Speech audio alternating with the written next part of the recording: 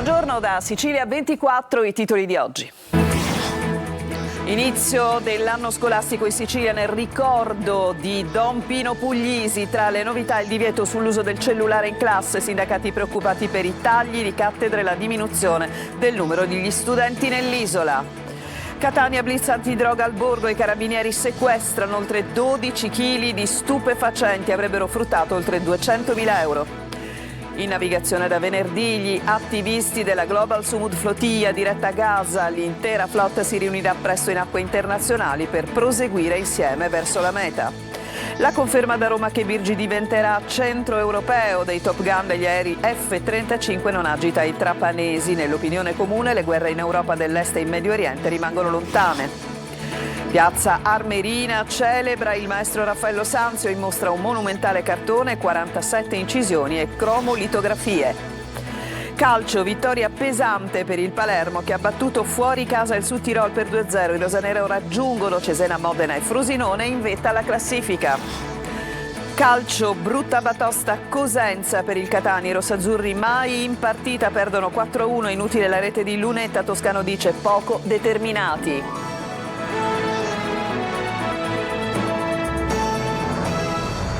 Ben trovati, torna a suonare la campanella oggi per migliaia di studenti siciliani, un avvio dell'anno scolastico che assume un valore speciale. Ricorre infatti il 32esimo anniversario dell'omicidio di Don Pino Puglisi, il sacerdote di Frontiera, assassinato dalla mafia il 15 settembre del 93 nel quartiere Brancaccio di Palermo. Per l'occasione l'assessorato regionale all'istruzione ha inviato una circolare a tutti gli istituti scolastici dell'isola invitando a dedicare un momento di riflessione alla memoria. Inizio dell'anno segnato dalle novità, in testa il divieto dell'uso del cellulare in classe e la preoccupazione da parte dei sindacati per i tagli nelle scuole. La Sicilia perderà 8.496 alunni passando a 650.511 studenti.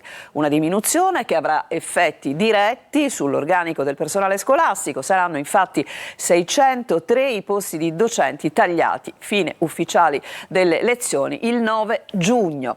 E ci sono delle iniziative edificanti che riguardano proprio l'inizio della scuola. Per fronteggiare il caro scuola a Santa Croce Camerina si prepara lo zaino della gioia. Veronica Barbarino. Penne, matite, quaderni, colori, astucci, diari e dizionari è tutto ciò che può contenere lo zaino della gioia.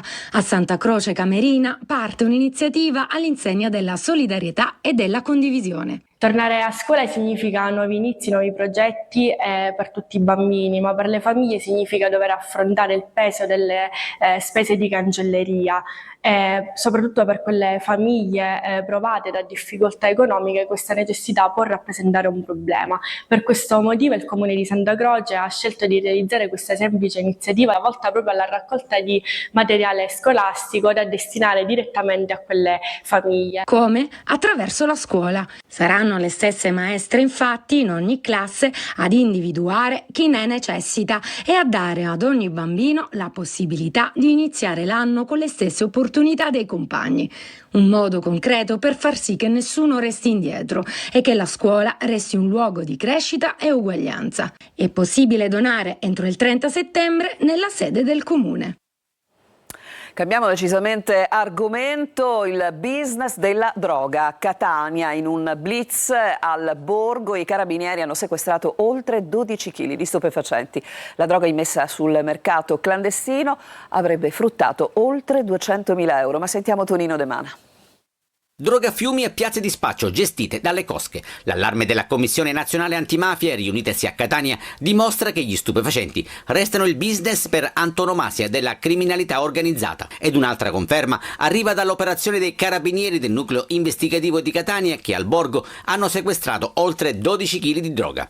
Dopo giorni di appostamenti e osservazioni, i militari dell'Arma hanno fatto irruzione in un monovano sospetto trasformato in laboratorio di confezionamento di stupefacenti. All'interno Sono stati trovati 10 kg di marijuana in buste sottovuoto, 463 già suddivise in dosi, più di 1 chilo di hashish in involucri e capsule, 520 grammi di cocaina tra dosi termosaldate e pietra, mezzo chilo di cannabis in barattolini, caramelle gommose alla cannabis e caramelle allucinogene. Presenti anche 2 bilancini di precisione, una macchina per sottovuoto, un frullatore e centinaia di bustine per selezionare le dosi. Il valore della droga, se immessa sul mercato, avrebbe superato i 200.000 euro, soldi destinati ad alimentare ulteriori traffici ed attività illecite. L'appartamento era usato come base logistica e centro di smistamento. Le indagini proseguono per identificare i responsabili. Il materiale è stato inviato al laboratorio scientifico dei Carabinieri per le analisi di rito.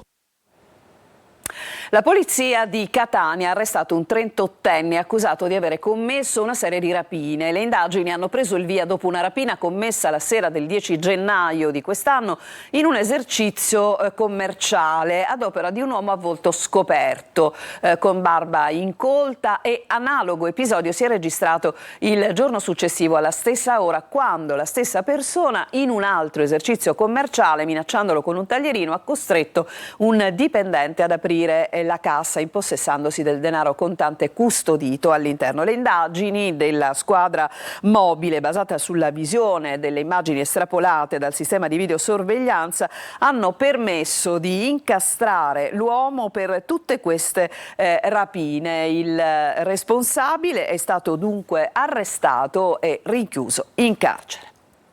Un 46enne di origine albanese residente a Partinico sottoposto agli arresti domiciliari per tentato omicidio, allontanandosi arbitrariamente senza alcuna autorizzazione dalla propria abitazione, ha aggredito violentemente un 22enne e solo il provvidenziale intervento di alcuni passanti ha evitato esiti più gravi. Per l'uomo si sono aperte le porte del carcere. In navigazione da venerdì gli attivisti della flottiglia umanitaria diretta a Gaza. Dopo più di un giorno di traversata, l'intera flotta si riunirà in acque internazionali per proseguire insieme verso Gaza. Sentiamo Desiree Ferlito. Vi racconto le ultime ore dalla barca Morgana. In navigazione da venerdì gli attivisti della flottiglia umanitaria sono diretti a Gaza. Dopo più di un giorno di traversata, l'intera flotta si riunirà presto in acque internazionali per proseguire poi insieme verso Gaza. Attendiamo che partano le barche da Tunisi, perché non sono ancora partite. Come già ormai sapete, questa è l'unica motivazione per cui andiamo così lenti, perché ci dobbiamo unire a loro. Loro sono molto più a nord di dove siamo noi. Le imbarcazioni hanno riscontrato diversi problemi e vista allontanarsi l'obiettivo della missione umanitaria, quello di rompere il blocco navale imposto dall'esercito israeliano. Secondo alcune fonti, 5 imbarcazioni tunisine sarebbero bloccate dal governo locale. La famiglia Madeira, la nave più grande della flottiglia su cui viaggia anche Greta Thunberg, è stata attaccata con un drone lo scorso 9 settembre. Stessa sorte per l'Alma, colpita il giorno successivo. Intanto il convoglio siciliano attende di potersi congiungere in mare con le navi ferme in Tunisia. Non vediamo l'ora di riprendere il largo per poter portare gli aiuti che abbiamo a bordo e per poter portare le nostre voci, che sono anche le vostre. Ci vorranno almeno 10 giorni per raggiungere le coste di Gaza, ha detto il deputato del PD Arturo Scotto, tra gli attivisti a bordo della Karma. La cosa più complessa alla fine era proprio mettere le barche in mare. La conferma da Roma che Trapani Birgi, l'aeroporto, diventerà centro europeo dei Top Gun degli aerei F-35 non ha scalfito i trapanesi. La vicenda, nella sua gravità per quello che diventerà la città dal 2026 in poi, sembra non appartenere a nessuno se non a pochi. Laura Spanò. Trapani rimane una città silenziosa nonostante quello che potrebbe avvenire presto con l'arrivo dei Top Gun degli aerei da guerra F-35. La vicenda è poco avvertita nonostante quello che sta accadendo a pochi chilometri dalla Sicilia. La guerra in Medio Oriente e il conflitto in Ucraina, conflitti apparentemente lontani ma che vedono in qualche modo coinvolta l'isola. I superpiloti che saranno dispiegati nell'aeroporto di Trapani sono quelli pronti a prepararsi ad entrare in azione. La base sarà gemella di quella che esiste già negli USA, zona. L'aeroporto militare dedicato a Livio Bassi è da sempre una delle basi più importanti dell'aeronautica militare italiana e dell'Alleanza Occidentale o NATO. È prestato e resterà solo prestato dai militari al trasporto aereo civile. Nessun potenziamento su questo fronte, malgrado le promesse di farlo diventare uno scalo civile a 5 stelle. L'allerta sarà massima, con sicuramente l'innalzamento dei servizi di sorveglianza. Trapani diventerà una zona rossa. I segnali su quanto sarebbe avvenuto c'erano tutti, fino a quando dal Ministero della Difesa arrivò il no alla cessione demaniale di parte dell'area dell'ex aeroporto militare di Milo per far sorgere lì la cittadella dello sport. E proprio a Milo qualcosa di militare verrà collocato vicinissimo alle case di ericini e trapanesi. Adesso ci fermiamo, c'è una pausa, torniamo tra poco per parlarvi di un incontro sul tema del fine vita. A tra poco.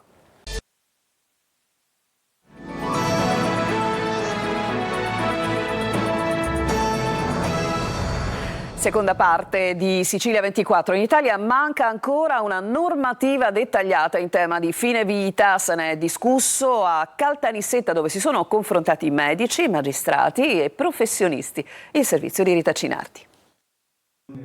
Parlare della dignità del fine vita affrontandone le questioni etiche, bioetiche e sociali. Con questo spirito a Caltanissetta si sono confrontati medici, esponenti del clero, magistrati, psicologi e altre categorie professionali in una 2 giorni nata con l'obiettivo di avviare un dialogo costruttivo che tenga conto delle diverse sensibilità e delle conquiste della scienza. Nel convegno organizzato dal presidente dell'Ordine dei Medici di Caltanissetta, Giovanni D'Ippolito, si è fatto anche il punto sulla mancanza in Italia di una legge ordinaria che regoli l'applicazione del suicidio medicalmente assistito. Diciamo che il Servizio Sanitario Nazionale deve garantire una dignità delle cure e quindi anche del fine vita. Abbiamo bisogno di una legge ovviamente che disciplini meglio questo aspetto e che consenta di dare a tutti i cittadini delle certezze anche sul fine vita. Al di là della legge 219 del 2017 che prevede la possibilità per il malato di interrompere i trattamenti di sostegno vitale o anche di chiedere al medico di essere sottoposto a sedazione palliativa per congedarsi dalla vita,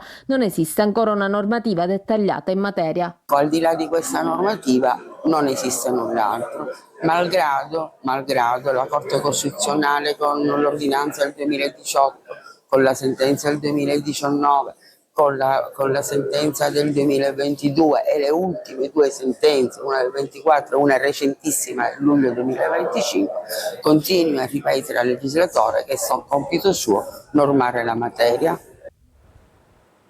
A Piazza Armerina siamo nell'Ennese, aperta in anteprima nazionale la mostra che celebra Raffaello. Orazio Longo. Da un lato un monumentale cartone del XVII secolo realizzato da autore ignoto con olio o tempera grassa a riprodurre l'ultimo capolavoro dell'Urbinate conservato nella Pinacoteca Vaticana. Dall'altro 47 incisioni e cromolitografie dedicate alle stanze dei musei vaticani e alle logge del Palazzo Apostolico realizzate dall'architetto e incisore francese Paul Le Tarulli nell'800. A Piazza Armerina, al Palazzo Trigona, si è aperta la mostra in onore di Raffaello Sanzio realizzata dalla società Renaissance con la curatela di Nicola Barbatelli e Vincenzo Sanfo. Una mostra particolare che celebra uno in particolare dei suoi più grandi capolavori, la Trasfigurazione, l'ultimo capolavoro di Raffaello mai terminato e che oggi è tributato qui attraverso un'opera di straordinaria qualità, un'opera successiva a Raffaello, uno splendido monocromo, un dipinto pieno di fascino e di mistero. Le 47 incisioni realizzate dall'architetto Le Tarulli comprendono 37 tavole in bianco e nero e 10 a colori. Momenti come questo, con Sevez, alla cui mostra è collegata in onore all'arte di Raffaello, diventano momenti di attrazione per le migliaia di visitatori che ogni anno arrivano nel nostro territorio andando alla Villa Romana del Casale. L'esposizione, patrocinata dalla Regione, dall'Ars, dal Comune e dal Parco Archeologico di Morgantina e della Villa Romana del Casale, è visitabile fino a dicembre tutti i giorni dalle 9 alle 19. C'è un'altra pausa e poi c'è una nutrita pagina dedicata al calcio.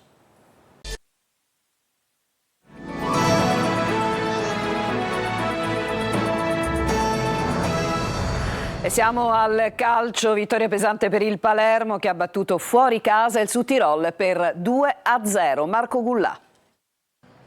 solido, compatto ma soprattutto vincente. Il Palermo sbanca il Druso di Bolzano 2-0 al Südtirol con doppietta di Poyampalo e 3 punti decisamente pesanti nel bagagliaio. Non era affatto facile, anche perché il Südtirol di Castori è squadra insidiosa e che in casa lascerà pochi spazi agli avversari. Il Palermo di Inzaghi ha comunque avuto per gran parte del match il filo del comando, grazie anche alla rete a freddo che ha colpito gli avversari. Poyampalo ha infatti gonfiato la rete dopo nemmeno 2 minuti con questo colpo di testa dopo la spizzata di Leduaron. Con Brunori e Palumbo in panchina, Inzaghi ha preferito dare spazio proprio a Leduaron e Gyasi a supporto del finlandese, spietato sotto porta. Dopo il vantaggio, il Palermo ha provato ad addormentare i ritmi del match facendo molto possesso palla e facendo stancare gli avversari che spesso hanno girato a vuoto. I siciliani provano a trovare il corridoio giusto per infilzare il Südtirol, ma nel primo tempo non succede più nulla. Ripresa al 10°, Odogu s'accartoccia sulla palla a 2 passi da Joronen, sprecando una buona opportunità. Poi Leduaron è egoista e anziché servire al centro i compagni preferisce tirare. I cambi danno maggiore frizzantezza al Palermo che a 10 minuti dal 90° raddoppia. Palumbo scappa via, imprendibile, poi palla deliziosa per Poyampalo che controlla e piazza all'angolino e 2-0 e 3 punti in naftalina. Il Palermo vince e torna primo assieme a Frosinone, Modena e Cesena. È una grande vittoria, veramente. Avevo chiesto alla squadra di venire a fare una battaglia, abbiamo fatto veramente una grande gara di battaglia, di sofferenza, ma ribattendo colpo su colpo. E poi è chiaro che speravo che facendo battaglia poi il nostro talento potesse portarci a vincerla. Siamo contenti, qua insomma il Südtirol nel 2025 non ha mai perso. Venerdì sera Palermo al Barbera contro il Bari. Alla Serie C con un Catania irriconoscibile che perde nettamente a Cosenza, finisce 4-1. Sentiamo Marco Carli. Prima sconfitta stagionale, primi gol subiti per il Catania. Una battuta d'arresto netta e meritata per una squadra che ha fatto pochissimo rispetto alle prime 3 di campionato e ha avuto un sussulto al momento dell'ingresso di Lunetta, in gol per il provvisorio 2-1. Siamo stati molli, dice Toscano, che complice un piccolo problema per Aloi nella seduta di rifinitura di ieri, decide di non rischiare l'ex Ternana dall'inizio. Jimenez va a centrocampo, mentre alle spalle di Forte con Ciccerelli viene schierato da Ausilio. Il Cosenza prende presto campo sfruttando la buona verve di Langella che va al tiro dalla lunga distanza, palla alta di poco. La squadra di Boucher resta padrona e va in vantaggio. Tripla conclusione, la prima allontanata dalla difesa, la seconda di Ricciardi che si stampa sul palo e poi la ribattuta decisiva con il tocco di Di Gennaro per spedire fuori il pallone, ma la sfera, dice il video support, aveva già varcato la linea, 1-0 per il Cosenza. Nella ripresa i calabresi mantengono il controllo del gioco e trovano il secondo gol con Florenzi, che da fuori sorprende Dini, molto indeciso nell'intervento, una topica la prima dopo alcuni salvataggi decisivi nelle partite scorse. È una sofferenza continua, il Catania non riesce a uscire dalla sua metà campo e Dini deve salvare su Mazzocchi che ha gioco troppo facile con Martic. Toscano prova ancora a cambiare l'inerzia della partita con Di Tacchio e Lunetta, il numero 23 va subito in gol, viene servito da Casasola e batte Vettorelle con un tocco sotto. Nel momento migliore gli etnei però si fanno sorprendere da una ripartenza calabrese nata da un calcio d'angolo a favore. Cowan scappa da solo, supera Dini con un rimpallo e spinge in rete da pochi passi, 3-1. I rossazzurri non si danno per vinti e ci provano con Forte che colpisce la traversa. Nel recupero però arriva anche il gol del 4-1 realizzato da Langella, fra i migliori. I rossazzurri invece colpiscono un altro legno con Di Tacchio. Il suo ritorno è uno dei pochi sorrisi insieme alla consueta verve di Lunetta e a qualche sprazzo di stop anche gli subentrato. Per gli altri un bagno d'umiltà, in Serie C non si può mai abbassare la guardia. E sentiamo adesso le parole di commento nel post gara dell'allenatore rossazzurro, sempre al microfono di Marco Carli. Sapevo che avrebbero fatto una partita gagliarda contro il Catania. Noi siamo stati a volte molli, soprattutto nei duelli, ma anche quando avevamo la palla a non accelerare, a non velocizzare l'azione. A volte siamo arrivati anche ai 16 metri con poca convinzione e determinazione. Loro ce l'hanno messa di più e hanno portato a casa questa partita. La squadra doveva fare di più e poteva fare di più. Queste partite poi ti servono a tornare con i piedi per terra, noi e tutti, perché eravamo dei fenomeni, avevamo già vinto il campionato. Questo campionato è lunghissimo, difficilissimo e con molte insidie. Chi sarà più equilibrato, chi rimarrà unito nei momenti difficili supererà i momenti di difficoltà. 3 vittorie in 4 partite per il Trapani, che al provinciale batte anche la Casertana per 2-0. Franco Cammarasana. 10 punti in 4 partite, senza gli 8 di penalizzazione, il Trapani starebbe da solo al comando della classifica. Intanto con la vittoria di ieri ha lasciato anche l'ultimo posto. Una vittoria importante quella sulla Casertana, anche una sorta di rivincita. Lo scorso 27 aprile infatti la Casertana vinse al provinciale centrando la salvezza, ma al contempo negando al Trapani le residue possibilità di disputare i play-off. Ieri, come previsto alla vigilia, non è stato facile avere la meglio su una squadra ben messa in campo e subito pericolosa al nono con Callon. Granata, per l'occasione con la difesa a 4, avrebbero potuto sbloccare la gara al 19esimo sugli sviluppi di un angolo, ma la traversa ha negato a Grandolfo la gioia del gol. Al 22esimo lo sgusciante Callon viene contrastato rudemente in area di rigore. Il direttore di gara concede il rigore, salvo poi a cambiare decisione dopo aver consultato il video. Brividi per il Trapani anche al 14esimo della ripresa, quando sugli sviluppi di un calcio piazzato ha colpito la traversa. Al 22esimo però, su un cross dalla sinistra di Di Noia, Grandolfo ci mette la zampata vincente e sblocca il risultato. La Casertana si sgonfia e 5 minuti dopo Ciotti la punisce ancora in una delle sue veloci scroppate.